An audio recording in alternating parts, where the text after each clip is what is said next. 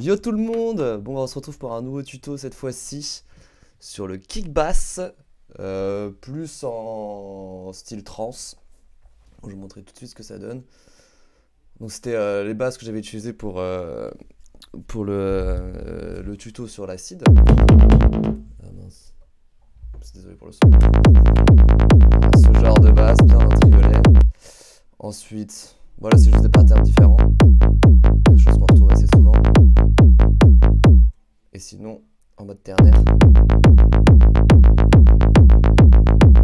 Ok, donc on va apprendre à faire ça. Donc par contre, ce tutoriel, il se fait avec Serum. Donc bon, c'est une VST payante. Bon, elle coûte 150, je crois, je sais plus trop.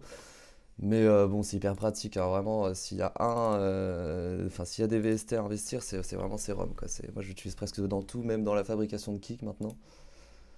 Donc là, cette fois-ci, pour le kick, on va utiliser aussi un VST. Alors lui, pour le coup, il coûte pas cher, il coûte 30 balles. Mais il est très très pratique, il s'appelle Basisme. Il y a Kick 2 aussi qui fait ce genre de choses aussi. J'ai pas essayé, mais en tout cas, Basisme fait très bien le taf. En fait, ce qui est très pratique, c'est qu'on va pouvoir choisir la tonalité du kick pour que ça aille avec l'ensemble de votre track. Donc voilà, donc c'est un peu, ça peut être cool de prendre des samples et tout, mais c'est très très chiant quand vous voulez le remettre à la bonne tona et au final ça va pas avec votre track et tout. Donc ça peut être pratique d'investir juste dans un petit basisme. 30 balles. Moi j'utilise tout le temps pour toutes mes tracks presque. Par contre je veux faire des kick acid core et tout, là j'utilise Serum. Mais bon, bref, on commence par se faire un petit pattern à Do 3. Donc de toute façon ça change rien, vous mettez Do 3 ou pas, donc ça on va l'éteindre. Voilà à quoi il ressemble. Donc on va le mettre direct à la bonne tonalité. On est en La. Mettre la 55, sinon 27 R c'est quand même très petit. Ah oui, il y a une chose qu'il faut savoir avec les kicks, même la basse en général, c'est que bah, y a des notes où ça marche plus ou moins bien, quoi. À partir de Fa, on va dire, c'est très très propre. Souvent ça va faire des bons gros kicks bien vénères. Jusqu'à La dièse, si ça va commencer à devenir trop haut. Et pareil, Mi, c'est un peu trop bas, enfin, vous allez plus galérer à faire des bons kicks, quoi. Et des bonnes basses. Moi, ça m'embête beaucoup parce que sur plein de tracks, je suis en Mi, et du coup, ça peut être. Enfin, c'est un peu chiant, quoi. C'est un peu plus dur. Bref. Donc, on met notre kick en La, on va le mettre un peu de décalé. Faites vos petits réglages, comme ça, bah, ça, faut tester, hein. Moi, je sais que j'ai à peu près mes préférences. Ouais. Besoin de mettre distorsion. Ok, donc après, on va prendre tout de suite encore un saturator. Vraiment, le saturator, j'utilise dans plein de trucs, vraiment. Donc là, on va pas faire un kick trop vénère. Donc la basse, ici, il faut vraiment jouer avec ça, sinon ça... Ah oui, vraiment la différence. En fait, la distorsion va aller plus ou moins, va taper plus ou moins dans les hauteurs, dans la hauteur du kick. Là, par exemple, c'est trop nul. Dès qu'on descend un peu, voilà, là, on a quelque chose d'assez carré. Ok, donc si vous voulez faire un kick vraiment hardcore, c'est vraiment vous voulez partir sur quelque chose de sale, mettez 2 R. Ok, c'est pas le sujet. Hop, on revient ici. Median curve, hop. Calme-toi. Ouais, 8 dB c'est bien. Voilà, medium curve, c'est pas mal, ouais. Moins 8 c'est bien aussi. Ok, donc le kick c'est assez simple, on est sur ça. Évidemment il y a d'autres petits réglages à faire, mais on va aller assez vite quand même. Ensuite vous prenez votre petit sérum. Hop, il est là. Alors il y a des choses automatiques à savoir, c'est que la phase vous l'enlevez et le random aussi, ça c'est la première chose à faire. Ensuite vous activez votre filtre, on va changer vite fait la forme d'onde. On va prendre Basic Shape, c'est pas mal parce que si vous bougez la weight position, ça vous met les principaux types d'ondes, quoi. Carré, triangulaire et sinusoïdal. Donc on va prendre une Sao, je crois, ouais. Et du coup, on va directement le mettre sur le filtre. Donc en fait, vous pouvez glisser, déposer pour faire des automations ensuite avec votre enveloppe. Donc Hop, il faut juste qu'on se fasse un petit clip. Donc on va faire... Donc là, vous maintenez Shift et vous appuyez sur les flèches pour descendre direct d'une octave. Donc Do 0, hop, on va aller en là. Pardon, hop. Ok. On duplique avec CTRL D. Hop. Et donc là, on a notre pattern. Ici, vous pouvez régler plus ou moins. Souvent, je mets en 18 ou 24. Ok. On va passer directement avec une petite distorsion. Moi, celle que j'aime bien, c'est la diode 2.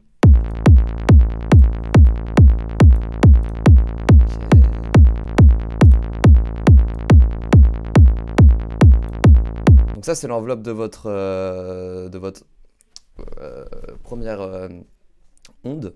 Je vais le mettre plus ou moins d'amplitude, plus ou moins de decay. Ça dépend ce que vous voulez, quoi. Ça, faut toucher, hein. Faut tester plein de trucs. On va mettre en mono aussi. Ok. Ensuite, ce qu'on va faire, on va mettre un filter aussi derrière la distorsion, parce que du coup, la distorsion, elle passe après le premier filtre. Donc on en remet un derrière.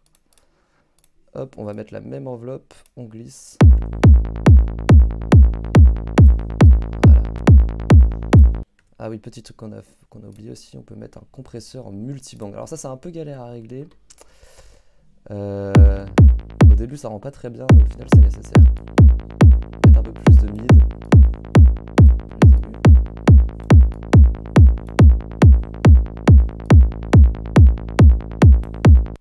Ok.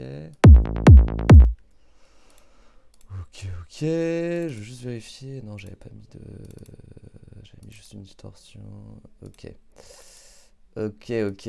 Bah, ça commence déjà à ressembler à quelque chose, hein. Qu'est-ce qu'on pourrait rajouter encore?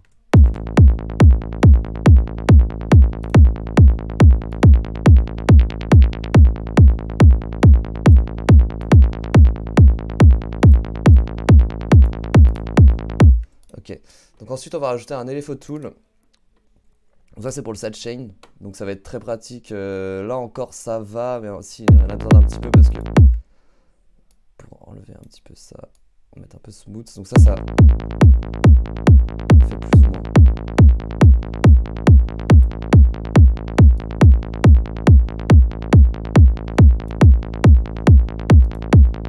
Ok. Donc en fait, ça va être pratique surtout, par exemple, pour ce... Si vous mettez... Là, je fais CTRL D. Si vous mettez... hop, on va faire CTRL D aussi. Si vous prenez ce pattern là et que vous faites ça, par exemple, là, il n'y a pas besoin de sidechain, non?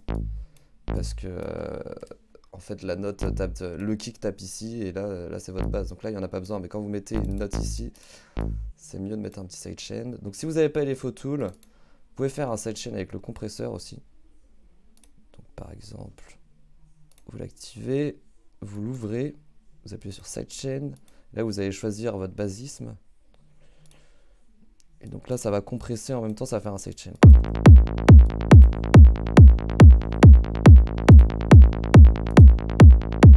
Voilà, donc ça, c'est la méthode, ça marche très bien aussi. Le FO Tool, LFO Tool, putain. Il est quand même bien pratique, quoi. C'est plus simple de faire. Moi, j'aime bien. Vu que je l'ai, je l'utilise, quoi. Puis ça permet de l'avoir, pas forcément quand le kick tape et tout. Bon, bref. Ok, on va faire notre troisième petit pattern. Donc là, cette fois, le dernier que j'avais fait, c'était en gris ternaire. Hop, on reprend un petit là. Et là, vous allez mettre juste des... Hop. Des trois comme ça. Hop. Donc là, on groupe les deux. On maintient avec Shift. CTRL G, pareil. Ça permet de lancer les deux en même temps. Voilà, donc sans le sidechain, pour le coup, c'est dégueulasse, hein. Là, ça tape en même temps que le kick, ça va pas du tout, il y a conflit de fréquence. On est plutôt pas mal. On va juste augmenter un peu.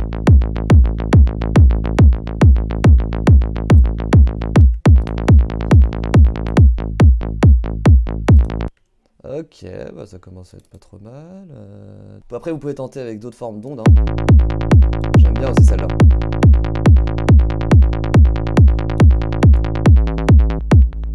Là, ça marche vraiment pas. Celle-là, ouais, celle-là, elle est cool. vous pouvez carrément changer, aller dans les spectrales. Mais bon, après, faut expérimenter, quoi. Après, faut refaire les réglages, souvent, du coup. Vous pouvez tenter d'autres saturateurs aussi. Le Tom Sam, je sais qu'il est utilisé beaucoup pour la trance aussi. Si on reva dans Basic Shape, ça donne un petit peu plus d'aigu, quoi.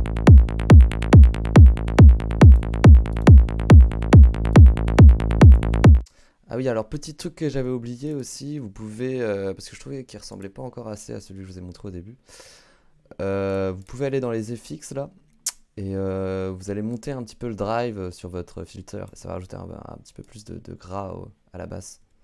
Donc si on la met...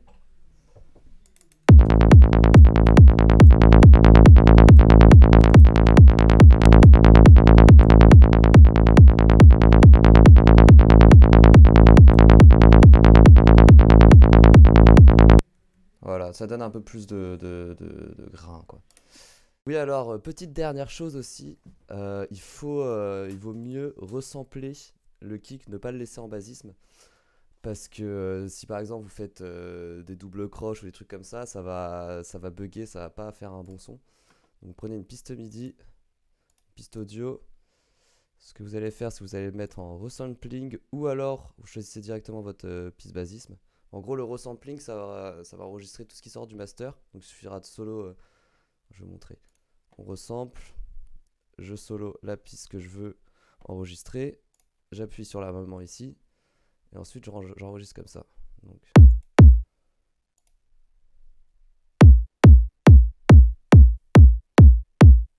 Hop. Et ensuite, tac, on prend la piste MIDI. Hop. Et on la glisse ici. Prend un peu de temps. Voilà, ensuite vous pouvez reprendre ça. Et ensuite, il suffit de reprendre tous vos patterns. Et vous glissez, déposer, vous renommez votre piste, kick. Et voilà. Et donc ça par exemple, on l'enlève. Celle-là aussi. Hop. Il faut juste le mettre un peu plus fort, le kick. Là, vous le mettez ici à 0. Et boum, ça va.